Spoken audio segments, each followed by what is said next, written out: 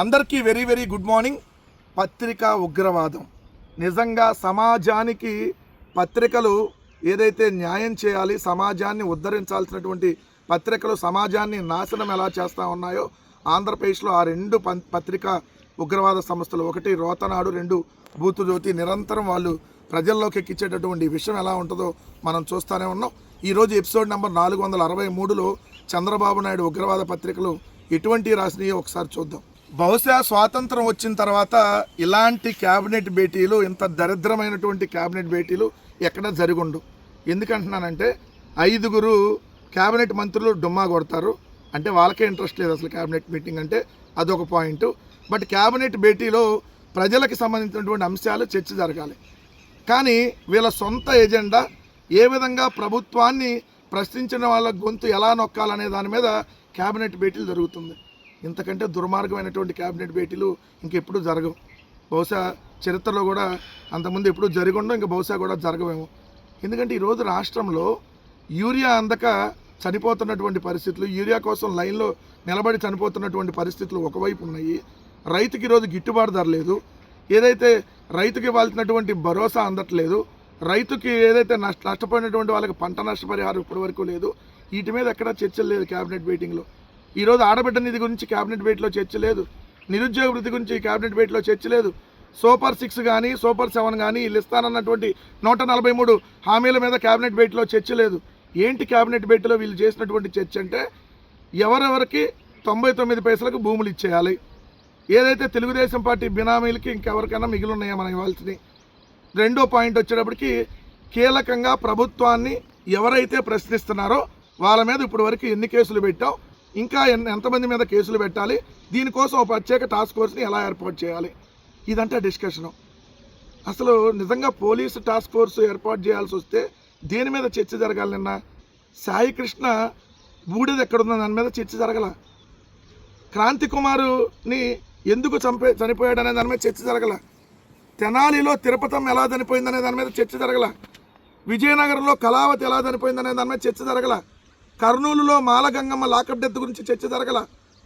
మరి చర్చ వీటిని క్వశ్చన్ చేసిన వాళ్ళని ఎలా అరెస్ట్ చేయాలనే దాని మీద నిన్న క్యాబినెట్ భేటీ చేసి ఓ చట్టాన్ని తీసుకొని వస్తారంట.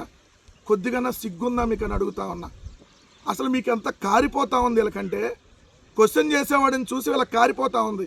2 పత్రికలు, 10 శాటిలైట్ ఛానళ్ళు, 500కు పైగా యూట్యూబ్ ఛానళ్ళు, వందలాది మంది ఏదైతే మీమ్స్ పేజీలని అడ్డం పెట్టుకొని ఈరోజు ఒక్క సోషల్ మీడియాను చూసి మీకు కారిపోతుందంటే ఎన్ని దారుణాలు మీరు ఈ 2 సంవత్సరాల్లో చేస్తే మీకు ఇంత భయం పట్టుకుందో ఒక్కసారి క్లియర్గా ప్రజలను కూడా గమనించమని చెప్తా ఉన్నా.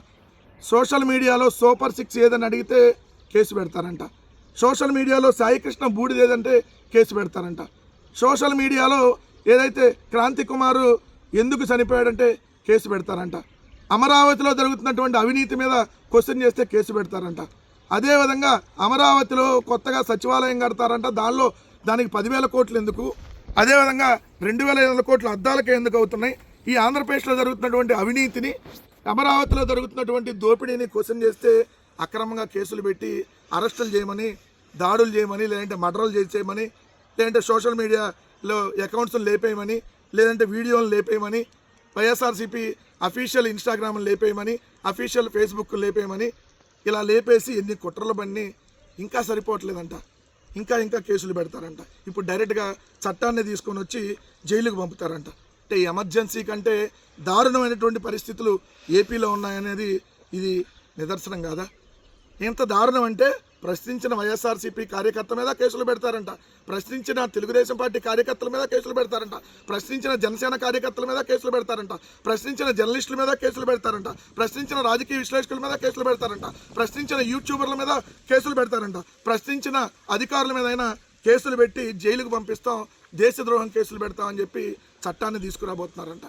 నిజంగా సోషల్ మీడియాని అడ్డం పెట్టుకొని, నిజంగా మెయిన్ మీడియాని అడ్డం పెట్టుకొని నిజంగా విష ప్రచారాలు చేస్తుంది ఎవరు? మీరు కదా చంద్రబాబు నాయుడు గారు. ఒక ఫేక్ ప్రచారం, మీరు చేసినంత ఫేక్ ప్రచారం ఎవరన్నా అప్పటి వరకు చేశారా?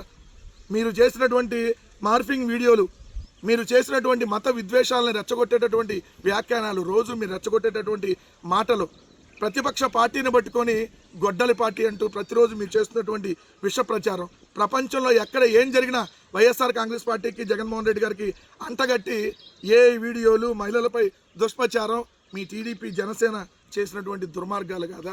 ఈ 2 సంవత్సరాల్లో మీరు చేసినటువంటి దుర్మార్గాలు తిరుమల లడ్డులో పంది కొవ్వు, బాత్రూంలో యాసిడ్, గొడ్డు కొవ్వు అని మాట్లాడినటువంటి మీరు కదా మత విద్వేషాలను రెచ్చగొట్టింది. సీఎం నుంచి డీసీఎం దాకా మంత్రుల దాకా ప్రతి ఒక్కళ్ళు గొడ్డు కొవ్వు, పంది కొవ్వు అని మాట్లాడారే.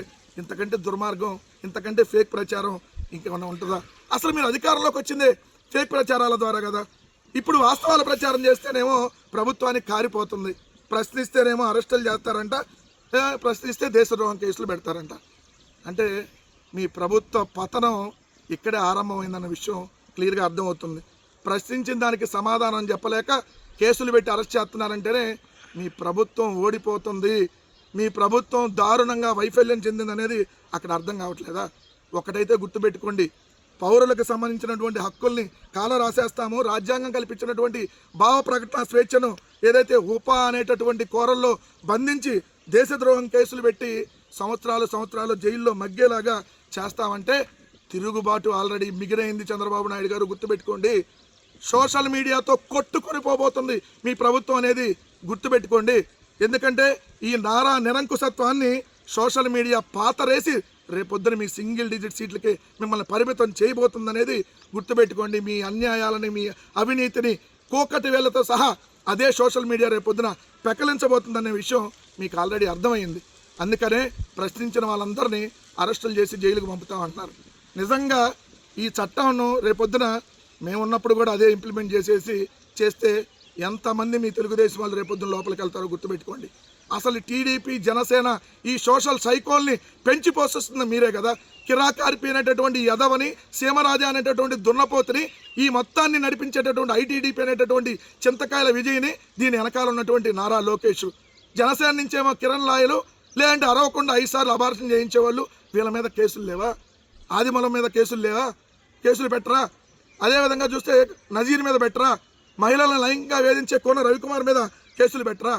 మీ ఎమ్మెల్యేలు, మీ రాసలీల ఎమ్మెల్యేలు, మీ అవినీతి ఎమ్మెల్యేలు, వాళ్ళ మీద కదా ముందు కేసులు పెట్టాల్సింది. 2 ఏళ్లలో అంట 1690 మంది మీద సోషల్ మీడియా కేసులు పెట్టి అరెస్టులు చేశారంట. 1690 మీద అంటే అంత నెలకి దాదాపు 70 మందికి పైగా. అంటే ప్రతిరోజు సోషల్ మీడియా వాళ్ళు 2 అరెస్ట్ చేస్తున్నారు, మినిమం 2. అంటే ఈ రాష్ట్రం ఎటుపోతా ఉందో ఒకసారి గమనించమని చెప్తా ఉన్నా. ఒక్కటైతే స్పష్టం, సోషల్ మీడియాతో కొట్టుకొని పోతారు మీరు. ప్రశ్నించిన వాడినల్లా తీసుకెళ్ళి బొక్కలో వేస్తామంటే ఆల్రెడీ తిరుగుబాటు బిగినైంది.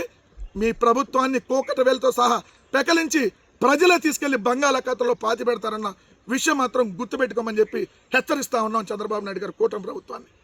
రాముడి మంత్రం, రావణ తంత్రం, ప్రశ్న జోసెఫ్కు వైసీపీ అండదండలు, కోర్టులో పొన్నవోలు టీం హాజరు, రావణ్ సన్నిహితురాలకి జగన్ బ్లెస్సింగ్స్, గన్నవరం ఎయిర్పోర్ట్ వద్ద కలిసి భరోసా, ఆమెను విచారణకు పిలిచే యోచనలో పోలీసులు, వైసీపీ ఓడిపోయాక మరింతగా గరళం, హిందూ మతం సనాతన ధర్మంపై విషయం, పవన్ కళ్యాణ్పై తీవ్రమైన దోషంలో రావణ్ తమకు తెలుసన్న అంబటి రాంబాబు, రాష్ట్రంలో కాష్టం తగిల్చేందుకే ఏదైతే ఉమ్మడి వ్యూహం అని క్వశ్చన్ మార్క్ పెట్టి ఆంధ్రజ్యోతి రాసింది వార్త.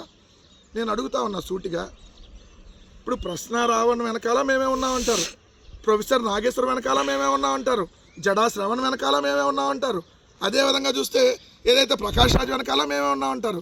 అంటే మీ ఇంట్లో ఏదైనా ప్రాబ్లం వచ్చినా, మీ ఒంట్లో ప్రాబ్లం వచ్చినా, మీ ఇంట్లో కరెంటు పోయినా, మీ ఒంట్లో కూడా కరెంటు పోయినా మేమే కారణం అంటే ఇంకేం చెప్పాలి దానికి సమాధానం? ఇప్పుడు ప్రశ్న రావణ్ కాదు, ఎవరు ఈ ప్రభుత్వాన్ని క్వశ్చన్ చేసినా వాళ్ళకి మద్దతు తెలుపుతాం. డెఫినెట్లీ ఎవరు ఈ ప్రభుత్వం ద్వారా బాధితులు అవుతారో ఆ బాధితులందరికీ మద్దతు తెలుపుతాం. అది తెలుగుదేశం పార్టీ కార్యకర్త అయినా కూడా, తెలుగుదేశం పార్టీ కార్యకర్త అయినా, జనసేన కార్యకర్త అయినా, ఈ ప్రభుత్వం వల్ల ఎవరైనా బాధితులుంటే ఆ బాధితులందరికీ మద్దతు తెలిపింది వైఎస్ఆర్ కాంగ్రెస్ పార్టీ. అది యూట్యూబరా, జర్నలిస్టా, ఏదైతే జనసేన కార్యకర్త, లేదంటే తెలుగుదేశం కార్యకర్త, లేదంటే యూట్యూబరా కాదు. ఇక్కడ ఎవరైతే ఈ ప్రభుత్వం వల్ల నష్టపోయారో, ఈ ప్రభుత్వం ఎవరినైతే వేధింపులు చేస్తూ ఉందో, ఈ ప్రభుత్వం ఎవరి మీద అయితే తప్పుడు కేసులు పెడుతుందో వాళ్ళందరికీ ఖచ్చితంగా మద్దతు తెలుపుతాం.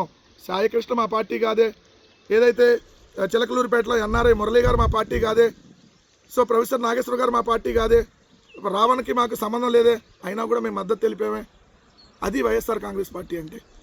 సో దాన్ని ఏదో మీరు అడ్డం పెట్టుకొని ఏదో రావణ కాష్టం ఇంకో కాష్టం జగన్ గారిని వచ్చి ఆమె ఎయిర్పోర్ట్లో ఎవరైతే కలిశారు గమనాను అమ్మాయి, సో ప్రశ్న టీంకి సంబంధించినటువంటి ఎస్ డెఫినెట్లీ కలిసినప్పుడు సరేమ్మా దాని గురించి చూస్తారులే మన వాళ్ళు అని చెప్తారు.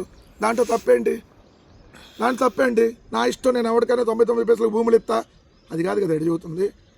ఎవరికి అన్యాయం జరిగినా వాళ్ళకి మద్దతు తెలుపుతా ఉంటున్నాం, తప్పేంటి? తప్పేంటి అని అడుగుతా ఉన్నాం. మీరేమో ఇష్టం వచ్చినట్టుగా బరి తెగించి అక్రమంగా దేశద్రోహం కేసులు పెట్టేయచ్చా? ఈరోజు రావణ మీద దేశద్రోహం కేసు పెడితే రేపొద్దున మీ మీద పెట్టచ్చు, రేపొద్దున ఎల్లుండి మీ ఇంకోళ్ళ మీద పెట్టచ్చు. తెలుగుదేశం పార్టీ కార్యకర్త మీద కూడా రేపొద్దున ప్రశ్నించాడని చెప్పి చింతమనేని ప్రభాకర్ తీసుకెళ్ళి అదే కేసు పెట్టిస్తే ఏం చేస్తారు మీరు? దయచేసి గమనించమని చెప్తా ఉన్నా, ఎంత దుర్మార్గాలు చేస్తూ ఉన్నదో ఈ కూటమి ప్రభుత్వం. ఇక్కడ ఇంకొకటి చూస్తే ఇక్కడ రౌండ్ టేబుల్తో రాజకీయం అంట. అంటే ఇది కమ్యూనిస్ట్ పార్టీల వెనకాల కూడా ఇప్పుడు మేమే ఉన్నావా? కమ్యూనిస్ట్ పార్టీ కనప్పుడు ఏబీ వెంకటేశ్వరరావు వెనకాల వైసీపీ ఉంది, ఎందుకంటే ఏబీ వెంకటేశ్వరరావు దీన్ని ప్రశ్నించాడు కాబట్టి. కమ్యూనిస్టులు దీన్ని క్వశ్చన్ చేస్తున్నారు కాబట్టి కమ్యూనిస్ట్ వెనకాల వైసీపీ ఉంది. ప్రొఫెసర్ నాగేశ్వరరావు వెనకాల వైసీపీ ఉంది. చెప్పండి, తెలంగాణ జర్నలిస్ట్ వెనకాల వైసీపీ ఉంది. కొద్దిగా బుద్ధి జ్ఞానం లేదా మాట్లాడటానికి? ప్రతిరోజు ఇదేనా తప్పుడు సమాచారం జనాల్లోకి? సో ఇదండి అసలు సంగతి. ఈ 2 దినపత్రికలని విషపు పత్రికలను ఎందుకంటామంటే 1000 కోట్ల రుణం తీసుకోనున్న రాష్ట్ర ప్రభుత్వాన్ని హెడ్డింగ్ పెట్టారు. అర్థం కాలేదు కదా? అసలు ఇది 1000 కోట్లు కాదు, 2600 కోట్లు అప్పు. దానికి వీళ్ళు పెట్టిన హెడ్డింగు 1000 కోట్ల రుణం తీసుకోనున్న రాష్ట్ర ప్రభుత్వాన్ని పెట్టారు. అంటే అర్థం కాకుండా, అంటే రుణం తీసుకుంటుందంటే ఏంటో అర్థం కాకుండా అలా పెట్టారు. అంటే జగన్ గారి ప్రభుత్వం ఉన్నప్పుడేమో 100 కోట్ల అప్పుకెళ్ళినా రాష్ట్రం అప్పుల కుప్ప అయిపోయింది, అన్నపూర్ణను అప్పుల కుప్ప చేసి పడేశారు, రాష్ట్రం అడుక్కు తినిపోతుంది, రాష్ట్రం శ్రీలంక అయిపోయిందని చెప్పి దుష్ప్రచారం చేసినటువంటి దుర్మార్గమైనటువంటి పత్రికలు వీళ్ళే. కానీ ఈ 2 సంవత్సరాల్లో 3,60,000 కోట్ల రూపాయలు అప్పులు చేస్తే ఒక్కరోజు బ్యాన్ రైటం లేదు. అప్పుల గురించి ఒక్కరోజు కూడా బ్యాన్ రైటం లేదు.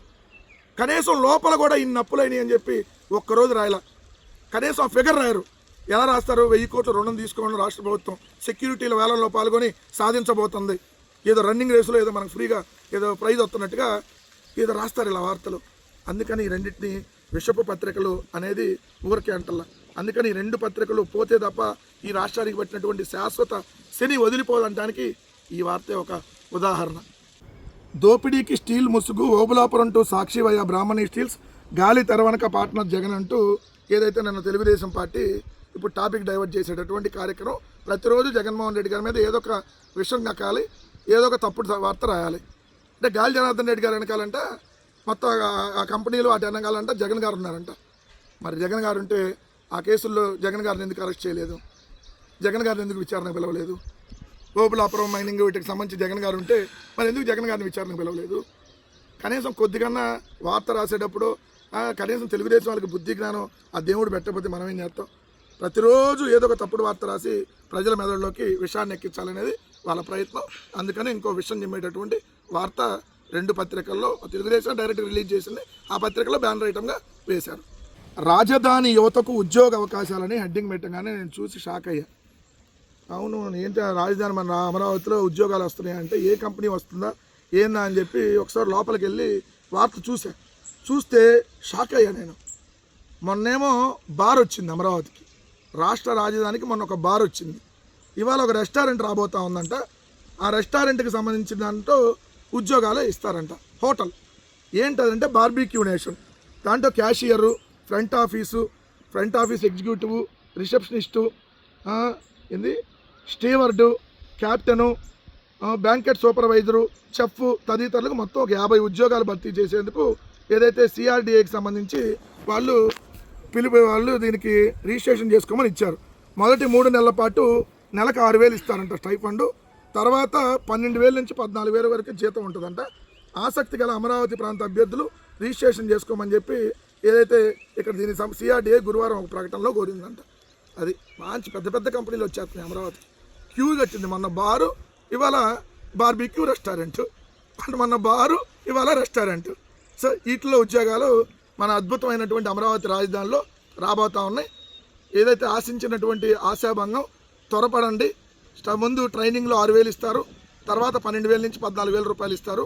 హోటల్లో పనిచేసేటటువంటి ఉద్యోగాలకి అమరావతిలో వస్తూ ఉన్నాయి. మొన్న బార్లో ఉద్యోగాలు, ఇవాళ రెస్టారెంట్లో ఉద్యోగాలు. ఇదే మన రాజధాని మన అమరావతి అని చెప్పుకునేటటువంటి ప్రాంతంలో చంద్రబాబు నాయుడు గారు కల్పిస్తున్న గొప్ప ప్రైవేటు ఉద్యోగాలు.